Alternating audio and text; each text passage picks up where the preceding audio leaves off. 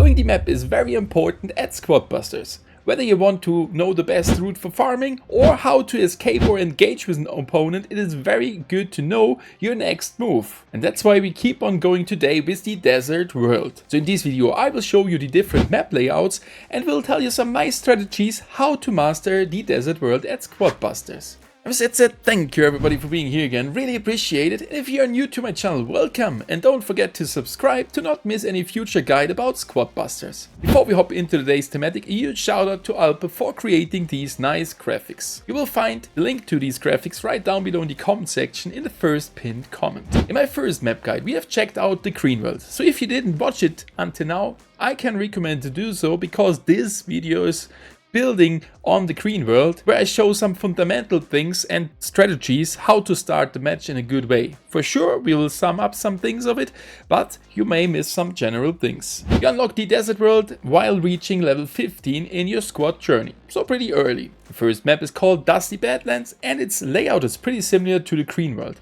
I consider this map being the easiest desert world for a reason. We can already see there straight in the center those light yellow parts, and that is sand. Sand is slowing you down and can have a huge impact on your fight. So right here we can run in a normal speed, but as soon as we are getting into the sand pit here, we can see the symbol down under their feet and we are not as fast as before. So that is definitely a point to consider while playing the desert world. While this, for sure, the sand pit being the most difficult one, as all the middle position is covered with sand. Just imagine running into sand without any boost and an opponent following you with boost. You will get slowed down and will die even faster comparing it to the normal map layout and comparing it to all the things you know from the green world. So don't get surprised when you play the first time the desert world. Similar to the green world, each map contains chests, boxes, trees, carrots and tools. The first one contains 32 chests, 16 boxes, 26 trees, 60 carrots and 4 tools, which is pretty similar to the green worlds. The general layout is pretty much the same, where we have 10 spawning locations around the map. Each spawn location contains 2 trees, 4 times a carrot, 2 chests and 1 box. And don't forget to loot this box, it contains boots, which will help you to escape or engage with an opponent. While the layout is pretty much the same as in the green world maps, it is not straight a one-to-one copy, and that's the thing I really like. Another important thing why I consider this map the easiest one from the desert world are the breakable bridges. They are all placed around the spawning locations and we are not finding one in the center, which makes this map slightly easier than the others. The white border shows us the location where the vines will stop in a normal match. Remember, the angry vines will stop more to the inner side, right at the position of those bridges. Coming to the second map, which is called Troublesome Gulch. It contains 30 chests, which is 2 less than the first one, 16 boxes, 26 trees, 68 carrots, that are 8 more than on the first one, and 4 tools. So we already can see Mavis might be a good pick on this map, since you get some further loot comparing it to the first one. And we already can see why this map is slightly harder than the first one, because each spawning location contains sand.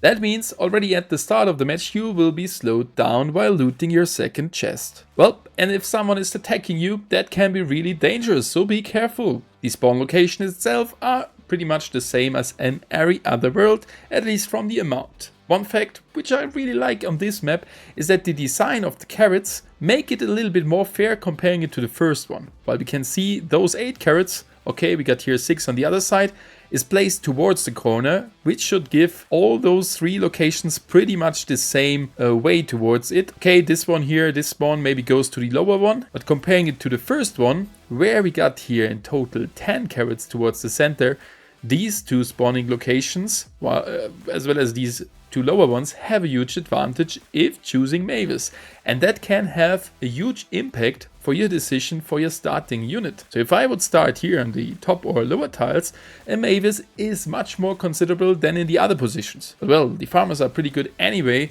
so you can still consider playing a Mavis on the other locations. Jumping over to the third map, which is called the Sand Pit. And look at this crazy layout, and this is definitely the hardest desert world because almost everything is filled with sand. That means there are almost no locations where you can run in the normal speed and will most likely see a decreased speed. Looking at the amount of bridges, we can see this one contains not only 2 breakable bridges in the middle, no, there are 4, which makes this map in the late game really hard.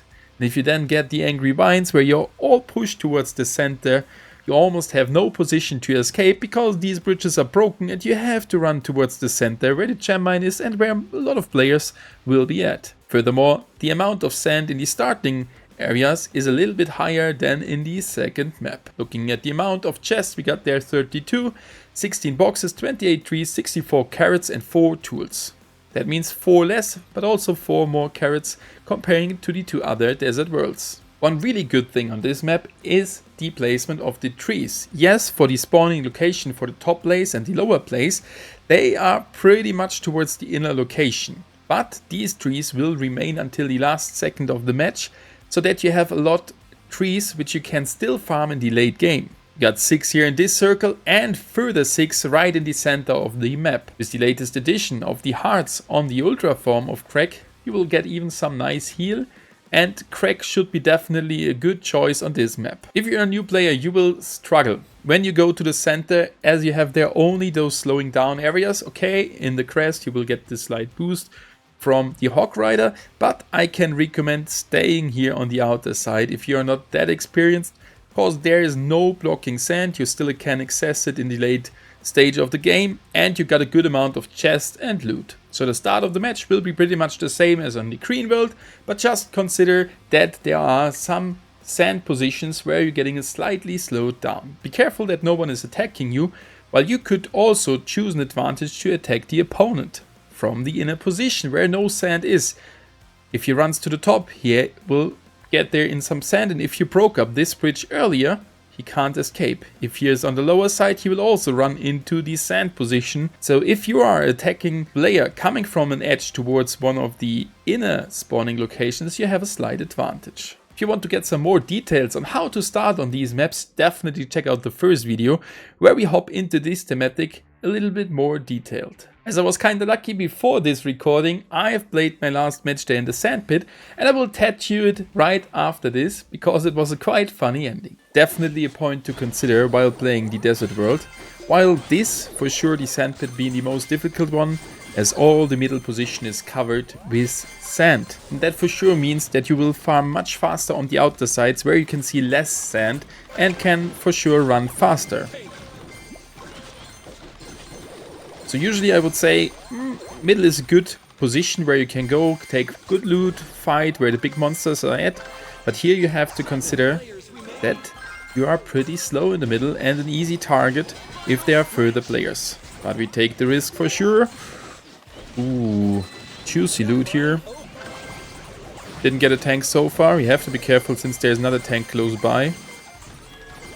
We might skip completely to the outer side, since we got a trader and there will be so many coins spawning.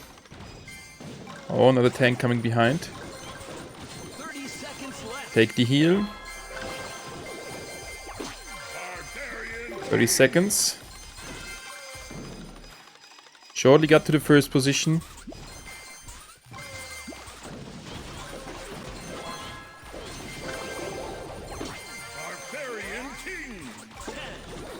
Oh, it will be a close one, I tell you.